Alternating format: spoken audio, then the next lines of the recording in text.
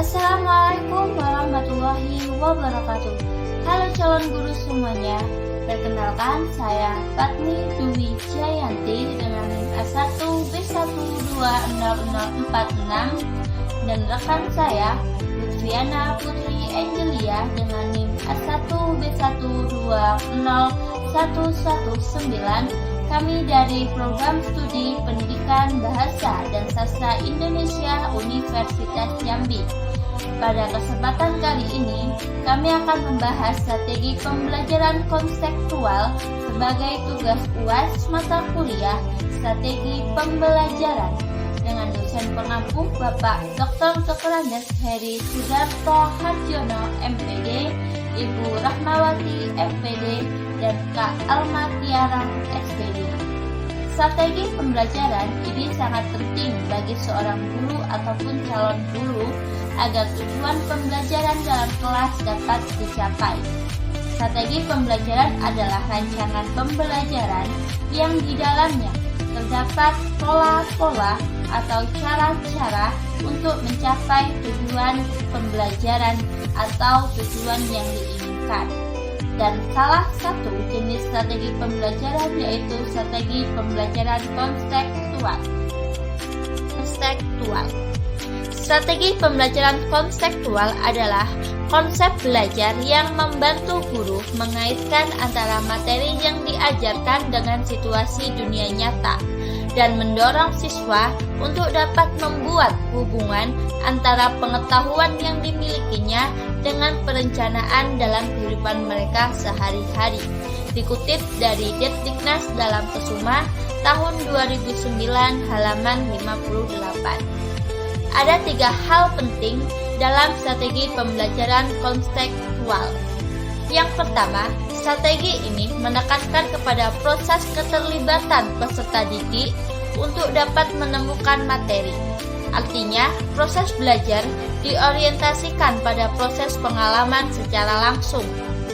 Yang kedua yaitu, strategi ini mendorong agar peserta didik dapat menemukan hubungan antara materi yang dipelajari dengan situasi kehidupan nyata. Artinya, peserta didik dituntut untuk dapat menangkap hubungan antara pengalaman belajar di sekolah dengan kehidupan nyata mereka. Hal ini sangat penting sebab dengan dapat mengkorelasikan materi yang ditemukan dengan kehidupan nyata, bukan saja bagi peserta didik materi itu akan berfungsi secara fungsional, akan tetapi materi yang dipelajarinya akan tertanam erat dalam memori peserta didik sehingga tidak akan mudah dilupakan. Yang ketiga yaitu strategi ini mendorong siswa untuk dapat menerapkannya dalam kehidupan. Artinya bahwa strategi ini bukan hanya mengharapkan peserta didik dapat memahami materi yang dipelajarinya, akan tetapi bagaimana materi pelajaran tersebut dapat mewarnai perilakunya dalam kehidupan sehari-hari. Dikutip dari Dharma Kesuma. Adapun tujuan dari strategi pembelajaran konseptual yang pertama yaitu untuk memotivasi siswa agar memahami makna materi pelajaran yang dipelajarinya dengan mengkaitkan materi tersebut dengan konteks kehidupan mereka sehari-hari, sehingga siswa memiliki pengetahuan atau keterampilan yang secara refleksi dapat diterapkan dari permasalahan ke permasalahan lainnya. Yang kedua yaitu agar dalam pembelajaran tidak hanya sekedar menghafal, tapi perlu dengan adanya pemahaman. Yang ketiga yaitu menekankan pada pengembangan minat pengalaman siswa. Yang keempat, strategi ini bertujuan untuk melatih siswa agar dapat berpikir secara kritis dan terampil dalam memproses pengetahuan agar dapat menemukan dan menciptakan sesuatu yang bermanfaat bagi dirinya sendiri dan orang lain. Yang kelima yaitu agar pembelajaran lebih produktif dan bermakna. Yang keenam, strategi ini bertujuan untuk mengajak anak pada suatu aktivitas yang mengkaitkan materi akademik dengan konteks kehidupan sehari-hari. Dan yang terakhir yaitu strategi ini bertujuan agar siswa secara individu dapat menemukan dan mentransfer informasi-informasi kompleks dan siswa dapat menjadikan informasi itu miliknya sendiri. Dalam strategi pembelajaran konseptual memiliki beberapa karakteristik. Yang pertama yaitu melakukan hubungan yang bermakna. Yang kedua, melakukan kegiatan-kegiatan yang berarti. Yang ketiga, belajar yang diatur sendiri. Yang keempat yaitu bekerja sama. Yang kelima, berpikir kritis dan kreatif. Yang keenam, mengasuh atau memelihara pribadi siswa. Yang ketujuh, mencapai standar yang tinggi. Dan yang kedelapan, menggunakan penilaian yang otentik. Pembahasan selanjutnya akan dilanjutkan oleh rekan saya, Lutfiana Putri Angelia. Kepada saudari saya persilahkan. Di sini saya akan menjelaskan materi selanjutnya, yaitu mengenai komponen dalam strategi pembelajaran kontekstual. Yang pertama yaitu konstruktivisme, yakni mengembangkan pemikiran siswa akan belajar lebih bermakna dengan cara bekerja sendiri, menemukan sendiri dan mengkonstruksi sendiri pengetahuan atau keterampilan barunya. Yang kedua yaitu bertanya, yakni mengembangkan sifat ingin tahu siswa dengan bertanya. Melalui proses bertanya, siswa akan mampu menjadi pemikir yang handal dan mandiri. Yang ketiga, menemukan, merupakan bagian dari pembelajaran kontekstual.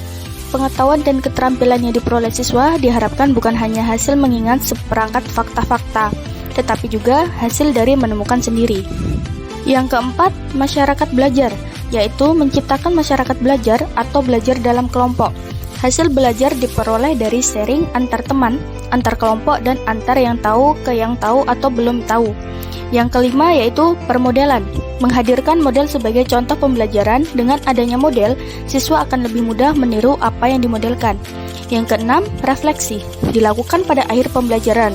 Refleksi merupakan upaya untuk melihat kembali, mengorganisir kembali, menganalisis kembali, mengklarifikasi kembali, dan mengevaluasi kembali hal-hal yang telah dipelajari.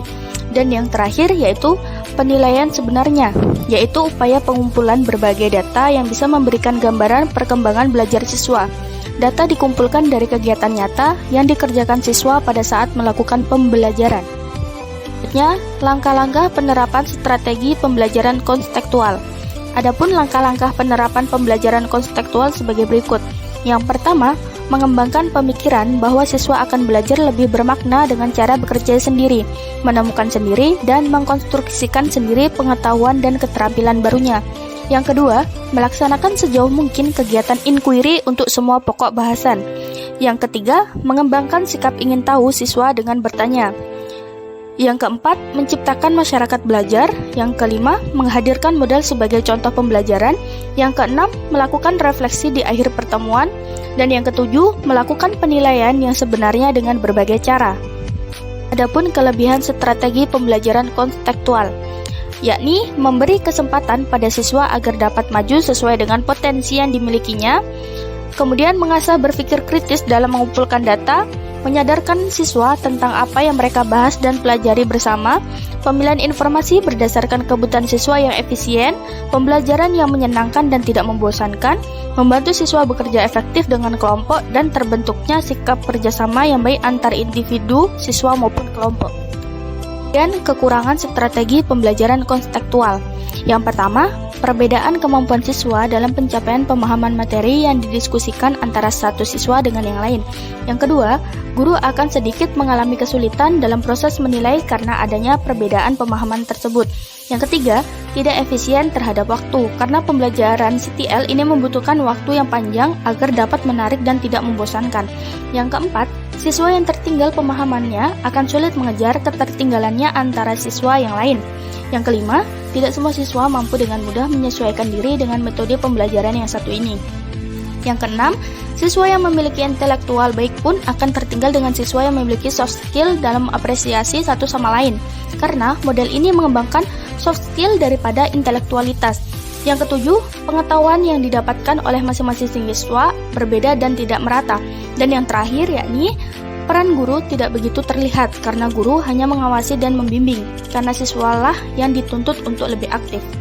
Demikianlah pemaparan materi dari saya kembalikan ke moderator. Terima kasih. Dari pembahasan yang telah disampaikan, dapat ditarik sebuah kesimpulan, yaitu strategi pembelajaran konseptual adalah sebuah model pembelajaran yang menekankan siswa untuk memahami materi yang diajarkan oleh seorang guru dan mengkaitkannya dengan kehidupan nyata mereka sebagai anggota masyarakat dan keluarga. Dengan adanya strategi pembelajaran konseptual, siswa dapat memahami bahwa apa yang mereka pelajari di sekolah akan berguna dalam kehidupan nyatanya nanti. Kemudian, dalam strategi konseptual terdapat 7 komponen, yaitu konstruktivisme, bertanya, menemukan, masyarakat belajar, permodelan, refleksi, dan penilaian sebenarnya. Ketujuh komponen inilah yang nantinya akan digunakan sebagai dasar dalam penerapan strategi pembelajaran konseptual.